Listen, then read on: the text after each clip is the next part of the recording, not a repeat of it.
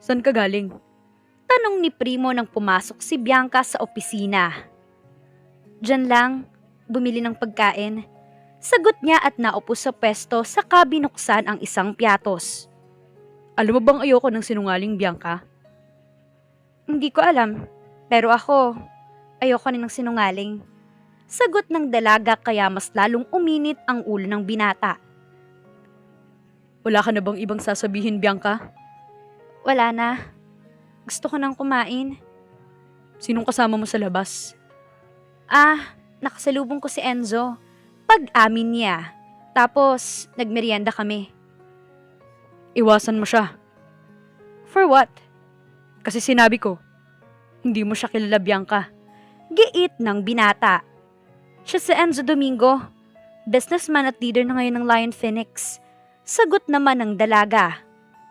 Paano mo nalaman ang tungkol sa Lion Phoenix? Narinig ko kayo ni Diego na nag-uusap.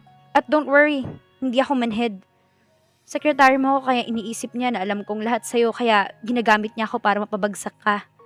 Sabi ni Bianca na tumayo saka lumapit kay Primo at yumuko saka inilapit ang mukha rito. Tama ko, di ba? Hinapit siya ni Primo sa bewang sabay paupo sa tabi niya. You're right. Bulong ni Primo malapit sa tainga niya.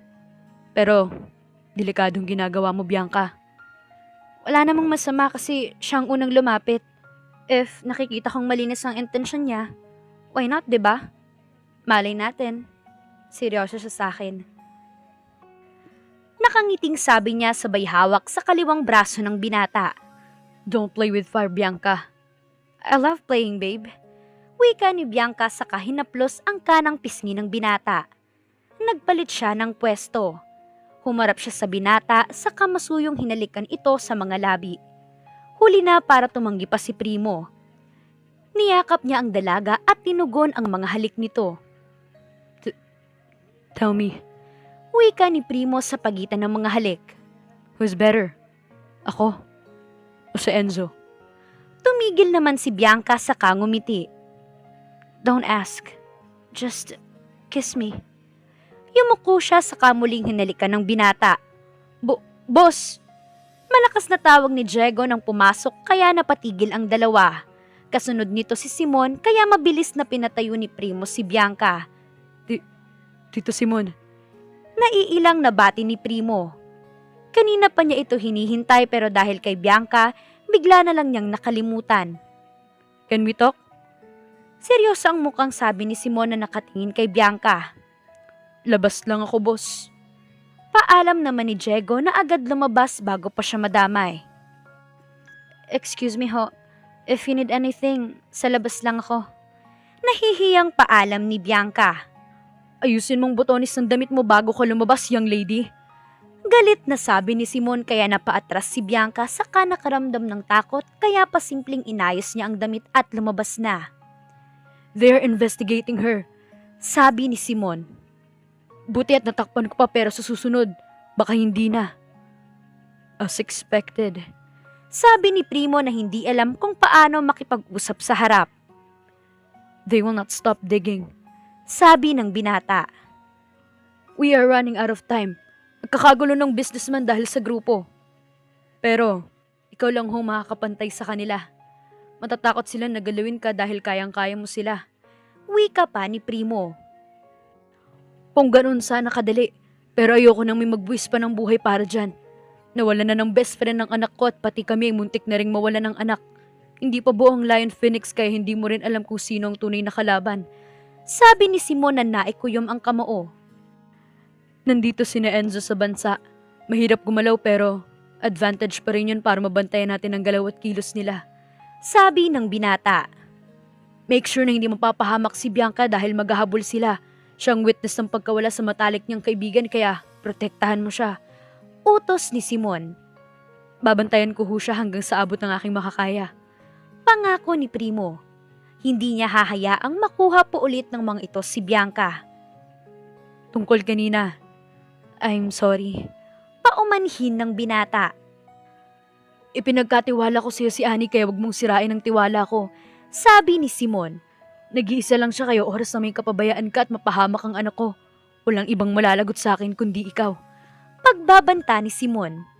Makakaasa ho kayo. Aalagaan ko si Annie. Pangako niya pero lumabas na si Simon. Sir, nag-aalalang tawag ni Bianca kay Simon. Bakit ba pakiramdam niya kailangan niyang magpaliwanag dito? Sorry po sa abutan ninyo sa amin kanina. Opisina pa rin ito, Annie. Sino hong Ani? Ulit ni Bianca pero parang nagtago ang buntot niya nang magkasalubong ang tingin nila ni Simon.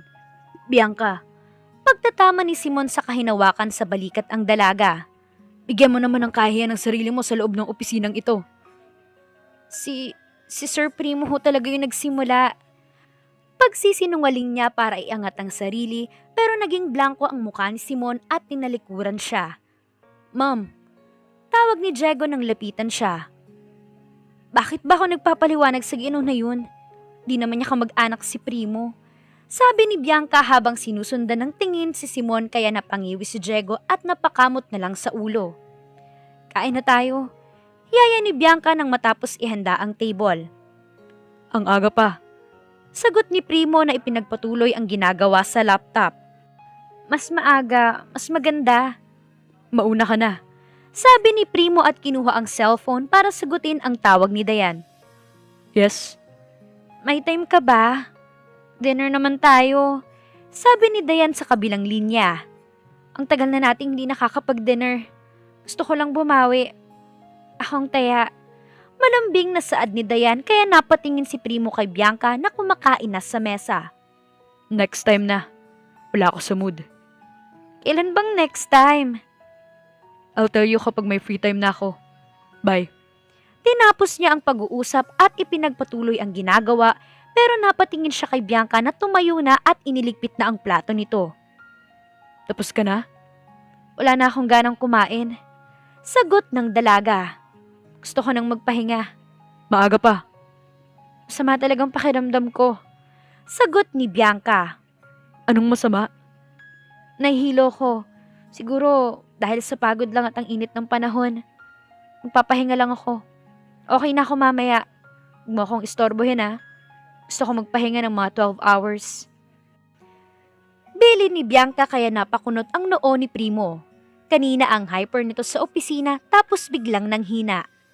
Nang matapos ang ginagawa ay tumungo si Primo sa mesa para kumain. Napatingin siya sa ulam at kanin. Parang hindi ito nagalaw kaya napabuntong hininga siya. Inatake na naman ba siya ng sakit sa ulo niya? Nag-aalalang bulong niya.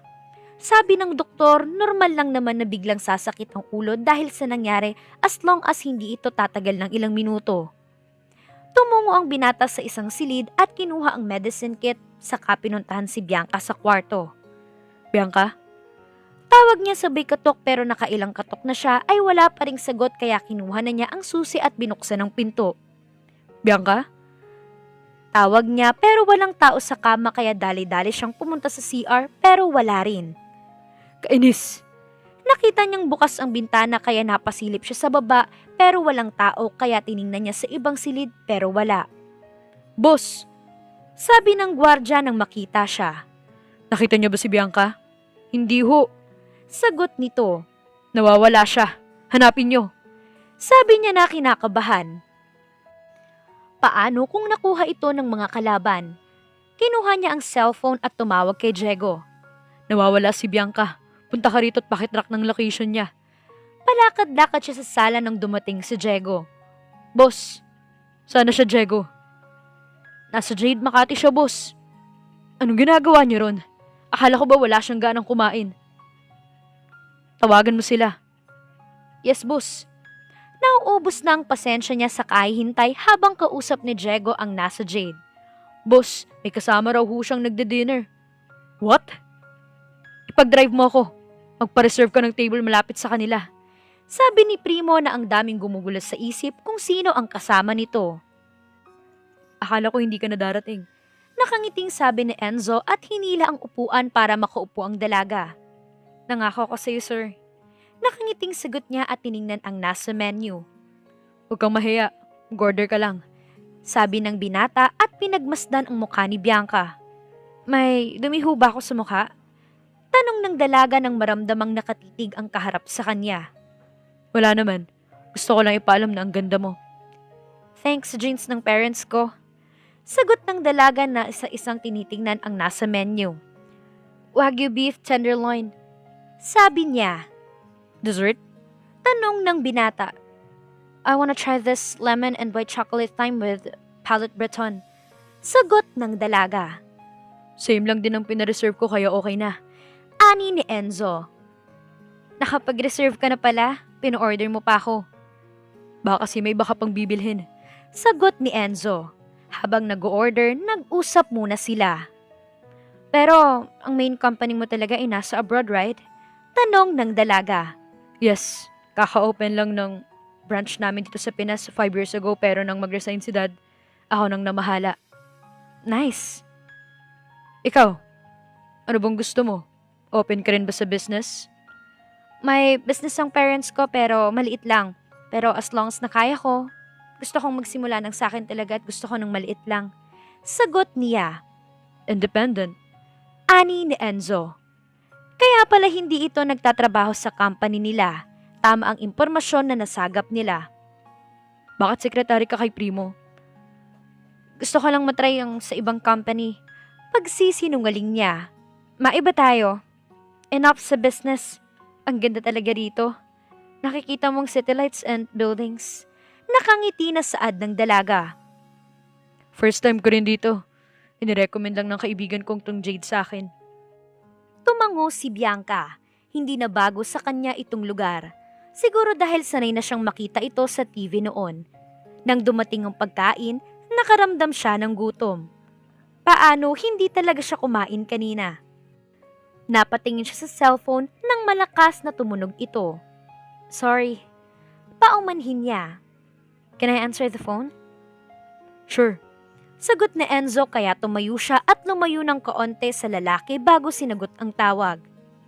San ka? Bungad ni Primo. Masamang pakiramdam ko. Matutulog na ako. Mahinang bulong niya. Talaga? Open the door. I wanna sleep na. Please, ayoko ng storbo. Good night. Bulong niya at ini-off ang cellphone saka bumalik sa table nila. Pero hindi pa siya nakakaupo ay natigilan siya nang makita si Primo na papasok. Kainis. Bulong niya. May problema ba? Tanong ni Enzo nang mapansing namumutla ang dalaga. Gutom lang ako. Sagot ng dalaga sa kanapayuko at nagsimulang kumain. Kain ka lang. Kapag may gusto ka pa, sabihin mo lang at mag-order pa tayo, okay? Sure. Aniya na pinasigla ang boses pero ang totoo ay kinakabahan na siya. Hindi naman siya natatakot kay Primo, pero kasi nagsinungaling siya rito at tumakas pa ng bahay na mahigpit nitong ipinagbawal. Wait, is that your boss? Tanong ni Enzo. Baka... Hey Primo, Tawag ni Enzo nang nasa harapan na nila ito. anong ginagawa ni Mr. Madrigal dito? Catching a little kitten. Sagot ni Primo at inayos ang kwelyo na para bang maghahamon ng away. Ikaw, bakit nandito ka? Date? Nakangiting sagot ni Enzo sabay hawak ng kamay ni Bianca pero agad nahinila ng dalaga. I see. Hindi ko na kayo iistorbohin. Sabi ni Primo saka naupo sa silyang katabilang ng table nila. Nawalan ng gana si Bianca at naubusan na rin ng sasabihin. Natutokso siyang sulyapan si Primo pero pinipigilan niya ang sariling mapatingin dito. Primo, tawag ng babae kaya napatingin si Bianca sa magandang babae na palapit sa table ni Primo. Sobrang ganda nito at napaka-elegante ng suot. Nakaramdam siya ng inggit nang mapatingin sa Gucci bag nitong sa tingin niya ay bagong model. Hindi na kailangan manghula. Sobrang yaman nito. Hi. Bati ni Primo at tumayo. Napatusok si Bianca sa steak nang makitang si Primo ang humalik sa kanang pisngi ng babae. Tila natutuwa pa itong hinila ang silya para paupuin ng babae. Another woman na naman. Ilan bang babae niya? Kaya pala wala tong ganang kumain dahil may balak na makipag-date. Gigil na bulong ng dalaga sa sarili. Are you okay, Bianca? Tanong ni Enzo. Masamang pakiramdam ko. Sagot ni Bianca na napahawak sa ulo. Siguro dahil kulang ako sa tulog. Ang dami kasing trabaho kanina sa opisina.